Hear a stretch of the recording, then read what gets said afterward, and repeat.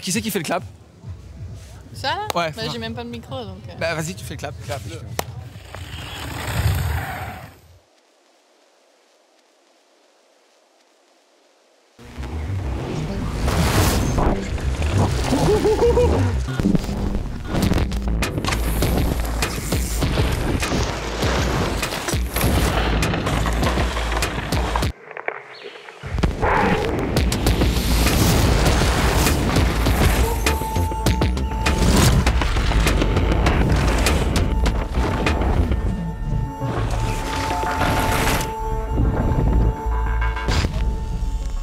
On est parti, bienvenue sur Fastaf, on est sur ce débriefing, on est accueillis chez Oakley, juste là, qui nous ont mis encore une fois les petits plats dans les grands. Mes invités, encore incroyables, à chaque fois de toute façon c'est incroyable, Myriam Nicole qui est là, ça me fait plaisir de t'avoir, la gagnante de cette Coupe du Monde.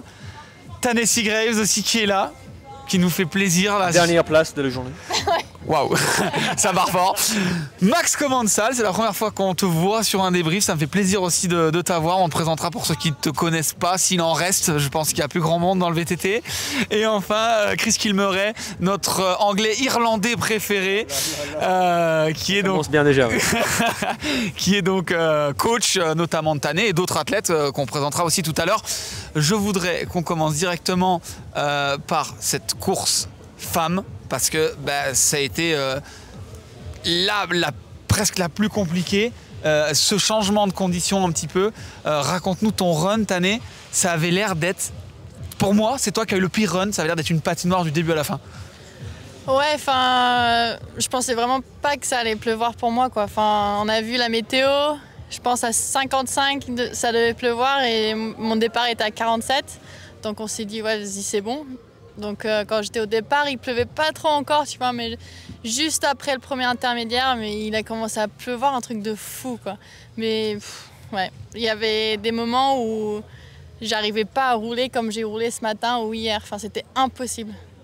Parce que tout change et en fait, c'est parce que quoi, quand tu es dans la gate, tu te dis qu'est-ce que je vais faire? Est-ce que je vais essayer de quand même tenir mes lignes? Est-ce que toutes tes lignes changent d'un seul coup dans ta tête quand tu es dans la cabane et tu vois que ça pleut? C'est quoi ta réaction en fait là dans ce moment-là? Ou tu es tellement focus que tu penses pas à ça? J'y pensais pas, je pensais pas que ça allait pleuvoir. Donc du coup, mi-run, quand ça a commencé à pleuvoir, j'ai fait oh merde. Enfin, quand je suis tombée, je me suis dit un peu mais ça glisse à mort là. Et ça a commencé à pleuvoir de plus en plus et ça glissait de plus en plus. Et ouais, vu que j'étais la première alors qu'il pleuvait, enfin il n'y avait pas de traces encore, donc du coup, ouais, c'était une patinoire et à un moment j'ai dû me dire bon c'est bon, j'arrête parce que c'est dangereux. Enfin, je peux pas pousser pour des points alors que là, à chaque virage, je vais presque m'en mettre une grosse, quoi. Chris, toi t'es en haut à ce moment donné là, t'es sur la piste, t'es où quand Ouais, moi j'étais en haut avec son mécano, Owen, et on était à côté de la cabane de départ.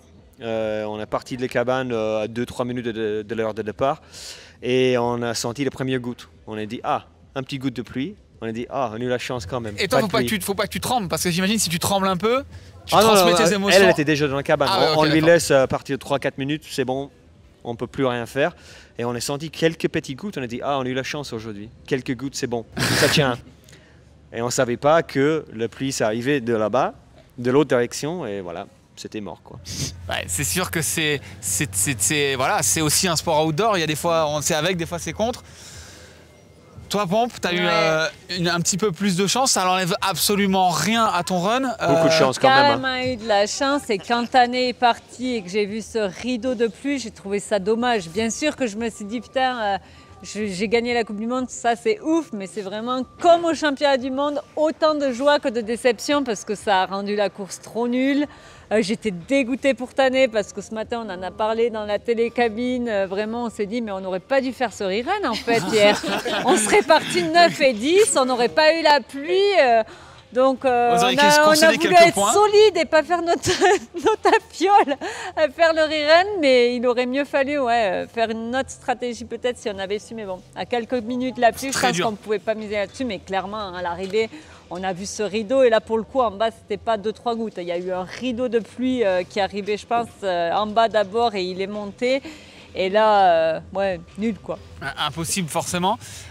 Moi ce que je retiens quand même, au-delà de cette course, c'est que vous avez quand même une histoire commune. Vous avez eu des périodes dans votre vie qui ont été compliqué. Ça veut dire à être désorienté avec justement ces traumas, ces différentes commotions. Et là, finalement, de vous revoir toutes les deux aussi efficaces à se battre pour la gagne et le podium, j'imagine que c'est... Toi, il y a un an, on le disait, là, tu servais des glaces sur le stand parce que tu pouvais pas rouler. Enfin, je veux dire, c'est quand même une récompense qui est assez incroyable de vous revoir à ce niveau-là maintenant, là. Ouais. Non, mais quand j'y pense, c'est vraiment fou. Enfin, moi, ça m'a pris plus de temps que toi, quand même, Myriam, à revenir, puisque, enfin, je sais pas, j'étais pas prête à aller vite. Mais là, cette année, j'ai vraiment repris mon rythme et je me sens en confiance. J'arrive à faire des runs, genre, contrôlés. Et c'est un top 3. Enfin, j'ai pas besoin de faire des énormes risques pour faire un top 3. Donc, pour moi, je suis vraiment contente. Mais enfin, le fait que Myriam revienne en si peu de temps, finalement, enfin, t'as l'impression que ça fait beaucoup de temps, mais pour une commotion comme ça, un trauma crânien, enfin, et ce que tu vis tous les jours, c'est vraiment pas long, quoi. C'est impressionnant. Enfin... Je pense à Camille, hein, qui là est retombée encore, effectivement, qui cette année qui a un petit peu de mal à revenir aussi. C'est quoi cette sensation là quand tu remontes là sur le podium? C'est rédemption à 100%. Ouais, ben ça a été un long process et si je suis revenue aussi vite, c'est vraiment parce que tu m'as aidé aussi, ça beaucoup. Non, ça va pas être déclaration d'amour sur déclaration d'amour, mais non, mais elle m'a vraiment aidée et donc elle a fait 1 an avant moi. Et au final, ben, quand tu dis aider, c'est quoi? C'est elle m'a aidé à me dire, vous appelez en disant prends le temps. Ah ben oui, par exemple, elle me disait, en fait là, il faut pas rien faire, il faut que tu arrives à trouver le juste milieu. Moi aussi, ça me faisait ça. À ce moment-là, j'avais ça, je faisais ça. Donc du coup, j'ai vraiment eu son expérience. Elle a vu les médecins que j'ai vus après. Enfin, elle a été une des premières à qui ça a vraiment été vraiment hardcore, quoi. Donc, c'est dur hein, de faire comprendre ça aux gens, mais c'est juste que t'es à l'ouest, quoi. Ça marche plus. Et commotion, il y a plusieurs signes, il y a plusieurs symptômes selon où tu tapes, selon comment tu tapes.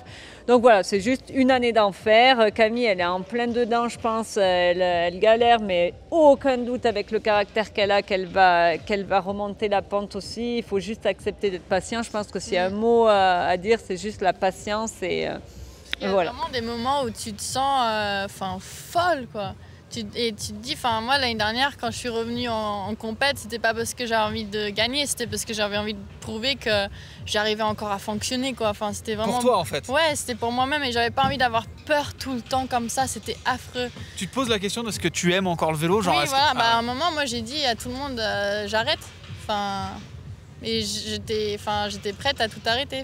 J'ai dit aux gens, je reprends. Si c'est mauvais comme ça, à chaque fois que je reprends un vélo et à chaque fois que je remonte, j'ai des symptômes comme ça, j'ai plus envie de faire du vélo. Enfin, c'est bon. C'est assez terrible. Ouais. Max, toi, tu es un autre rôle. Puisque tu représentes la marque, tu aides le team notamment en commande Salmekov, tu es impliqué à 100%. Quand on a des athlètes comme ça qui vont aussi profondément dans le doute et que derrière on les revoit aussi haut sur la première marche, j'imagine aussi que toi, d'une autre façon, ça te fait des émotions qui sont assez importantes, non? Ben oui, évidemment. Le truc, c'est que quand ils sont dans le doute, je suis dans le doute aussi. C'est-à-dire que bon, je vis le truc avec eux ou avec elles. Pas comme si c'est moi qui ai eu la commotion, mais pas loin, quoi. C'est-à-dire, je suis vraiment peiné et voilà, quoi. Je partage et je suis le plus heureux aujourd'hui de sortir de ces états pour revenir. Parce que bon, que ce soit physiquement, dans le sport, dans la vie, dans beaucoup de choses, quoi. Je veux dire, on passe par des échecs, on passe par des moments difficiles. Et puis il faut rebondir, et ce sont des modèles, des exemples, quoi. Qui, moi, tout au long de mon chemin au niveau de la boîte, m'aident à me remettre en question quand on passe par des moments difficiles. En tout cas, là, c'était pour moi, alors c'est à titre perso, moi je suis, comme je dis, le premier fan parce que j'adore la descente et j'ai trouvé ça émotionnellement fou. Et ton retour cette année, et là, cette bataille, à dire ça y est, elles sont là, elles sont de retour et ça prend, quand on vous voit, ça met les frissons. On est là, on a vraiment envie de dire yeah, they are back, elles sont là, tu vois, ça y est, on remet la musique, rallume la lumière et on y va. Et ça, c'est quand même pour moi assez fou. Si on doit parler maintenant un petit peu de cette course homme, qui, pour le coup, elle était quasiment la même chose. Allez, plus ou moins. Qu'est-ce que toi, c'est toi l'expert? Je pense pas. La dernière 3-4 mecs, c'était quand même plus glissant, plus collant. C'était... Ça a arrêté de pleuvoir il y a peut-être 20 minutes avant la finale. Ouais. C'était quand même dur à la fin. Et comme d'hab, Momo et Loïc, ils sont tout donnés tout à la fin. Et c'était quand même chaud. Pendant Coulanges, il est parti quand même assez tôt. Et c'était les conditions pour la visibilité et tout ce qui est pilotage sur la visibilité, c'était l'enfer total. J'étais dans la cabine de départ juste derrière lui, avec les coéquipiers de Tané, Olisoir. Et c'était l'enfer total, on voyait rien devant nous. Mais je pense qu'il y avait quand même un petit rivière qui descendait certaines parties de la piste, qui permettait d'enchaîner comme il a enchaîné Coulanges, et c'était quand même beau. Donc, parce que là, on est en haut, on est à 50-60 km/h. La visibilité, genre vous voyez pas la triple ou la double? Est-ce que c'est genre surprise, il faut juste la... Tané, dans son run, elle a pris l'appel. Et je voyais pas le récep. Et ça, c'est pas une blague. C'est pas une blague. Mais du coup, tu fais comment? Comment tu fais pour te... Mais franchement, j'avais vraiment peur quand je me suis mise dans le gate. J'ai commencé à me dire pompe, double, triple. Parce que sinon, genre tu te répètes ce qu'il faut faire. Bah oui, parce que sinon, j'avais peur de tirer au mauvais moment. Même si je l'ai fait 6 ou 7 fois là ce week-end. Je sais pas, le fait de pas voir, c'était vraiment une sensation fou. J'arrive pas à expliquer, mais j'étais vraiment en mode... fallait vraiment que je me dise ce qui allait m'arriver. La triple est là-bas et pas là maintenant, voilà, quoi. Sinon ça va être con. Mais même plus loin, il y a une double un peu plus loin, j'ai dû me dire, parce que je voyais rien jusqu'au deuxième secteur, quoi. C'était vraiment affreux, ouais. Et Chris, toi, par rapport à ça, si on reprend l'exemple des mecs où il y en a beaucoup qui sont partis un peu dans le noir aussi, comme ça, dans le brouillard, on bosse les lignes en tant que coach. Comment on fait pour bosser ce côté de conditions extrêmes et c'est quoi Je pense qu'il y avait certains pilotes qui restaient sur la même trage parce que c'était quand même des trages qui marchaient dans la pluie ou le trage plutôt extérieur, plutôt large, plutôt rond.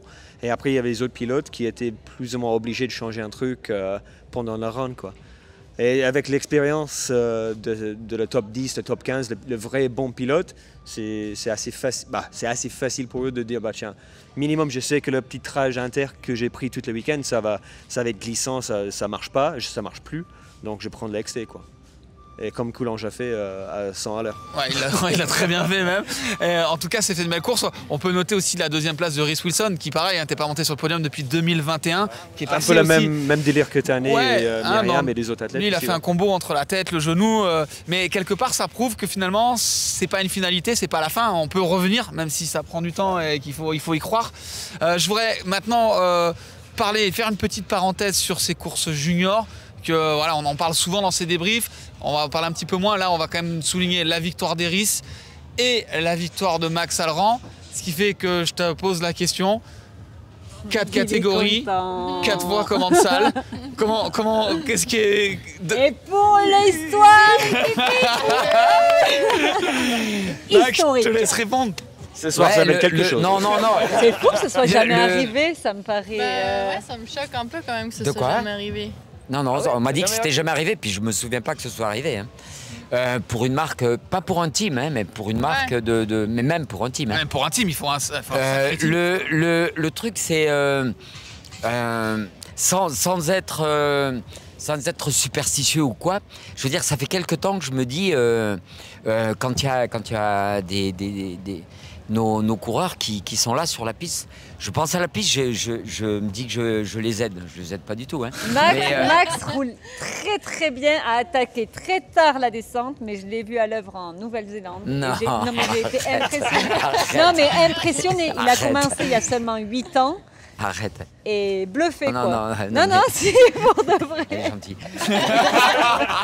non, le truc, c'est que je me dis... Donc, il roule dis, avec nous, il nous donne des skills, ouais. Tu passes là. Je me dis, pas comme ça. Pense à la piste, pense pas à l'arrivée. Pense pas au podium, pense pas au truc. Et ça fait quelques fois que je me dis... parce que avant, j'imaginais déjà le... T'avais des attentes. Ouais, j'avais des attentes. Aujourd'hui, je me dis non. Faut pas y penser parce que c'est pas bien, quoi. Et je sais qu'on a depuis toujours quand même des équipes avec des juniors parce qu'on aime bien les juniors. Tu vois, c'est la relève et puis c'est cool. Et je sais qu'on a des juniors qui peuvent gagner en garçons, en filles. Évidemment, des filles qui peuvent gagner en élite, des garçons aussi. Et ben voilà, là, Il est là. Là, c'est arrivé. Et puis bon, magnifique. Parce que la victoire de Benoît, elle est belle et irréprochable. La tienne, pareil. Celle Même, d'Eris et celle de Max aussi. Et celle de Rhys. Non. Max, Ok, moi, me d'accord, fait c'est bon. halluciner. Max, il est vraiment... c'est fou, quoi. Moi, il m'impressionne. Oh, il va voir à la caméra, mais franchement, j'étais dans la gondole. Quand je l'ai vu descendre, il a mis un scrub. Mais pendant son run, et il était à Il l'horizontale. a une nonchalance qui est Ah là là. incroyable. Et donc, pour les petits scoops, ce matin, avec maman, on le voit au petit-déj, il ne déjeune pas. Il ne déjeune pas. C'est parce qu'il Il est jeune, a il une déjeune énergie pas de et fou. puis après il part rouler. Ouais, j'ai mangé une banane. Non, mais c'est ça les juniors, hein. C'est vraiment fou, Ouais. quoi. Ah Donc ouais. du coup, C'est dingue, mais hein. ça apporte aussi un peu. Ça te fait revenir en enfance. Ouais, C'est-à-dire, ouais. c'est Vous, qu'un tout jeu, est quoi. plus Il faut calculé au kiffer, final. quoi. C'est-à-dire, Ah bah oui. 10 La centimètres. routine de Ouais. qu'on Ah bah a depuis oui. 10 ans. Enfin, Et de voir un jeune qui est là, genre YOLO, vas-y, c'est à quelle heure je roule, j'y vais. franchement, Mais- j'ai vu des vidéos de lui cette semaine et je me suis dit pareil. Je me suis dit, mais c'est un pilote. Enfin, il est vraiment. Je pense qu'il va en donner en élite. C'est cool à voir. Ouais, ça va être une belle bagarre. Et puis là, Belle bataille avec Asa aussi, Ouais. et Thiel aussi qui est là. ouais, et- qui revient bien. Là, il est à quelques secondes du podium, donc du coup, c'est cool parce qu'il revient de loin aussi. La Malléole, une commotion aux deux Alpes il n'y a pas si longtemps que ça. Donc, il revient bien le Chilou et les juniors vont faire faire chez mal. les hommes et chez les femmes. Et chez les aussi. femmes, parce que ça s'est serré. Je voudrais, pour ce dernier sujet, parler un petit peu plus de quelque chose d'un peu plus large. On a maintenant fait encore une nouvelle saison avec ce format qui avait été modifié. On est revenu à une seule finale.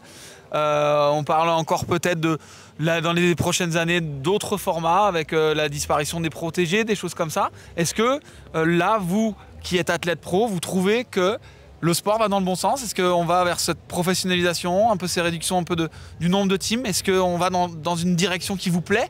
Ou c'est quoi votre regard, sans étaler tout ce qui va se passer, mais de l'ensemble? C'est dur de répondre à ça parce que genre j'ai l'impression qu'on perd un peu, comment dire, ouais, l'essence du sport. Mais il y a aussi des moments où, enfin, dans tous les sports, ça change. On veut que ce soit plus professionnel. Les athlètes veulent être mieux payés. Et pour ce coup-là, oui, on va dans le bon sens, je pense. Donc en final, on grossit, on gagne, on va dire, en qualité de vie, mais en délaissant finalement l'origine presque de la descente, j'exagère, mais en pédale plate, 26 pouces et le maillot qui vole au vent. C'est sûr Ouais, que c'est sûr. l'étape 5000, l'époque 5000, on s'en éloigne un petit peu et Mais on il y a va- du bon ouais. et du pas bon. Il y a Mais ça va vraiment... trop vite pour ça, de toute manière. Tu pourrais pas mettre des plates genre à Fort Ouais, William. hier, je me suis bataillée pour Ouais. chercher des chaussures. Je J'avais pas trouvé. Ah, mais j'en avais. Chris, c'est quoi ton regard par rapport à ça, toi Bah, on a déjà eu le changement et tout le monde oublie vite, hein, parce qu'on a déjà passé il y a peut-être 10 ans, 12 ans à 80 à 60. Et là, on est en train de passer à 60-30 chez les mecs. On a déjà passé à 40 à 30 chez les femmes. Maintenant 30. 10 30, chez les femmes, c'est 10. pas assez. Hein, L'année concrètement, prochaine, on ça va va être pas un se peu mentir. plus, à Oui, mon avis. normalement. Donc ça, c'est déjà bien. Mais pendant les dernières 2 ans, d'avoir que 10 dans la finale, ça a quand même monté les niveaux un petit poil. Hein, de mon point de vue, un peu extérieur, mais dedans quand même.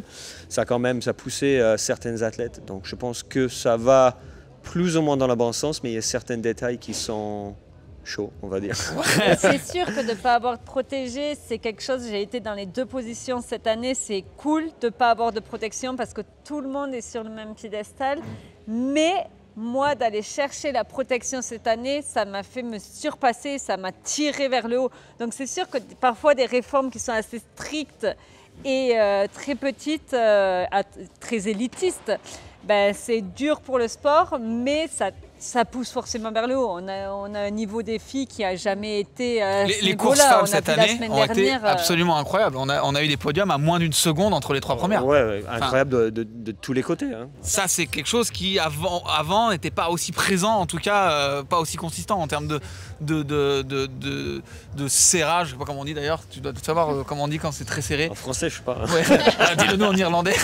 Non, et toi, Max, avec le regard plus justement d'une marque, est-ce qu'on va justement dans cette bonne direction? Est-ce que c'est bien de recentrer plus sur un gros team ou avoir comment tu vois ça? Est-ce qu'il vaut justement avoir plus que 10 teams pro ou avoir 50 petits teams? Qu'est-ce que tu penses de ça par rapport à ça, toi? Ben moi, je pense que ça va 100% dans la bonne direction. Mais vraiment 100%. Je pense que déjà Coupe du Monde, donc il en faut plus. Une Coupe du Monde, c'est pas un stade de foot ou un gymnase, quoi. Il faut qu'il y ait des endroits qui soient différents, des climats qui soient différents, des lieux qui soient différents, des gens qui soient différents, du public qui soit différent. Et celui qui gagnera une Coupe du Monde sera celui qui, dans toutes ces conditions qui seront différentes, sera le meilleur. Ça, je trouve que c'est bien. Je trouve que c'est bien, et donc ça veut dire qu'il va falloir amener des gens un petit peu partout dans le monde. Il y aura beaucoup plus d'épreuves, ça coûtera plus cher. Donc on ne peut pas dire j'amène tout le monde parce que tout le monde n'a pas les moyens. Par contre, les teams vont se structurer, il y en aura une vingtaine, ce qui est déjà pas mal. Et ces 20 teams qui vont se structurer, ben, ils auront les moyens de faire tous ces déplacements et ils feront rêver tous les gens qui restent. Ça, moi, je trouve que c'est bien. Et c'est un sport, c'est un vrai sport. Il ne faut pas croire que c'est un jeu, hein, parce que bon, elles sont toutes jolies là, mais bon, elles jouent quand même leur intégrité physique tous les week-ends. Elles se mettent en danger. C'est ça. Je coupe juste par rapport à ça. C'est vrai que quand on vous voit, la vie de pro a l'air méga cool parce que on met 2-3 clips Insta, on fait péter le champagne sur le podium. Bon, là, tu fais une petite pause avec le champagne, mais on fait péter. Une bonne note quand même. Oui, je mettrai une bonne note. Faut que je reprenne, j'ai du retard sur les notes. Mais on fait péter le champagne et finalement de l'extérieur, on se dit mais la vie d'un athlète pro c'est cool et finalement on voit pas la montagne de choses qu'il y a derrière avec les entraînements, avec etc. Tu vois. Oh, mais on a une belle vie quand même. Mais oui, c'est une belle vie. Mais enfin bon, il faut que ce soit pro. C'est-à-dire que s'il y a des choses sur lesquelles il faut travailler, c'est sur la sécurité. S'il y a des choses, mais que le sport devienne plus professionnel, plus ce qu'il est en train de devenir, c'est bien. Donc moi je suis pour. Je suis d'accord. Je voulais finir là-dessus. La professionnalisation, ça rime avec la sécurité. Le fait d'être plus professionnel, on va peut-être aussi réduire le nombre d'athlètes parce que c'est vrai qu'il y a des pistes qu'on est obligé d'un petit peu d'aseptiser un peu plus parce qu'il y a encore quand même de gros écarts de niveau, que ce soit chez les hommes que chez les femmes. Hein. Le fait que ce soit plus pro, on va garder finalement que vraiment... je dis pas que dans le bas du classement ils n'ont pas de talent, c'est juste que c'est pas le même, qu'il faut le travailler. Ça, est-ce que c'est bien? Est-ce que du coup ça peut être une bonne idée de dire on va pouvoir avoir des pistes peut-être plus techniques, plus dures? Parce que là, ces derniers temps, on avait des pistes quand même qui allaient vraiment plus vite en perdant un peu de difficulté, non? Ouais, c'est sûr que c'est quelque chose qui peut me faire un peu peur quand on voit Balle Nord la semaine dernière. Pour moi, ça allait un poil trop vite. Donc il faut quand même arriver à trouver le juste milieu. Il faut tout type de pistes, des pistes rapides, des pistes techniques, il faut tout type de pistes. Mais c'est sûr qu'il faut qu'on garde à l'esprit qu'il faut quand même garder l'essence sur le côté technique. Parce qu'on aime vraiment voir les pilotes se dépasser techniquement. Aujourd'hui, c'était vraiment une piste magnifique. Hier, à pied, on voyait que c'était vraiment trop beau. C'était une piste avec des ornières qui se sont faites. C'était une vraie piste de DH. Il y en avait pour tous les goûts. Donc, on veut garder cette variété de pistes. C'est important. Et puis, comme disait Max, d'être fort dans toutes les conditions, sur n'importe quel type de piste, c'est important. Bon, en tout cas, quand je vous écoute, ça me donne envie. J'ai hâte de voir la suite. Donc, il reste encore une épreuve à Mont-Sainte-Anne. On ira peut-être. Ça, on verra. Nous, on est en vacances. On ne peut plus gagner le général. Oui. Tu vas rouler à notre place. Moi, je suis en vacances aussi. Toi, t'es en vacances aussi? Ouais, je ne peux plus gagner les générales. Ah bah oui, bon, c'est hein. vrai. Donc, voilà. Nous, on n'est peut-être pas encore en vacances.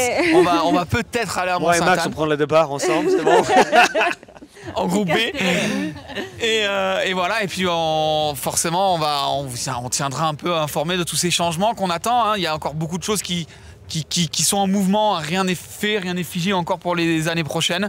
Mais en tout cas, le bilan un petit peu déjà quasiment ici, c'est qu'on a des courses qui fonctionnent, ça attire de plus en plus de public. Les frissons, à chaque fois avant on avait les frissons pour un athlète, là maintenant à chaque fois qu'il y en a un qui descend, même les autres athlètes retiennent leur souffle, ils sont là, qu'est-ce qu'il va faire? Et ça pour moi c'est qu'on va dans la bonne direction en termes de spectacle. Effectivement il y aura peut-être un peu de travail sur les pistes, sur la sécu, sur Je pense qu'on est en train de créer les caractères que le public connaît bien, quoi. Il y a Ronan Dunn que tout le monde connaît parce qu'il est un peu fou, il fait des rondes de dingue. Il y a Coulange. Irlandais, non? Ouais. Et il y a Coulange. Voilà, même chose. Hein. On est un peu le même. Il y a Coulanges qui sort ses runs comme ça, comme Auger l'année passée. Il y a les filles, il y en a peut-être 5 maintenant qui peuvent gagner chaque course. C'est quand même... Ouais. On crée une histoire Ouais, et les gens s'attachent à l'histoire bien plus même que... qualif, demi-finale, finale, c'est vraiment des histoires, quoi. Ouais. En tout cas, merci à vous d'être venus, d'avoir rejoint sur ce débrief. Ça me fait toujours plaisir de vous voir toutes les deux. Et merci Max. J'ai hâte de voir cette petite soirée, cette petite ambiance, comment ça va se passer. J'ai hâte de voir plutôt Max au plein nez avec moi. Hein. Oui, on va voir ça. Et merci Chris dans tous les cas pour tes petites notes. Ouais, là si vous croisez Max, n'hésitez pas à lui faire un petit bloc pass, hein, il sera ravi. Merci beaucoup, on se voit potentiellement à Mont-Sainte-Anne, on verra bien. Ciao, ciao, bye, à la prochaine. Ciao. Merci.